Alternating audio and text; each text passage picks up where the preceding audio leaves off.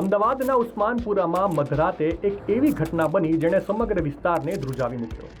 બે આલિશાન કાર વચ્ચે એટલો ભયાનક અકસ્માત થયો કે અવાજ સાંભળીને લોકો ઘરમાંથી બહાર દોડી આવ્યા। પૂરપાટ ઝડપે આવી રહેલી બે લક્ઝુરિયસ કાર વચ્ચે ધડાકાભેર ટક્કર થઈ। અકસ્માત એટલો જોરદાર હતો કે કારના કુરચે કુરચા ઉડી ગયા અને એક કાર ચાલકને ગંભીર ઈજાઓ પહોંચતા તેને તાત્કાલિક હોસ્પિટલ ખસેડાયો છે।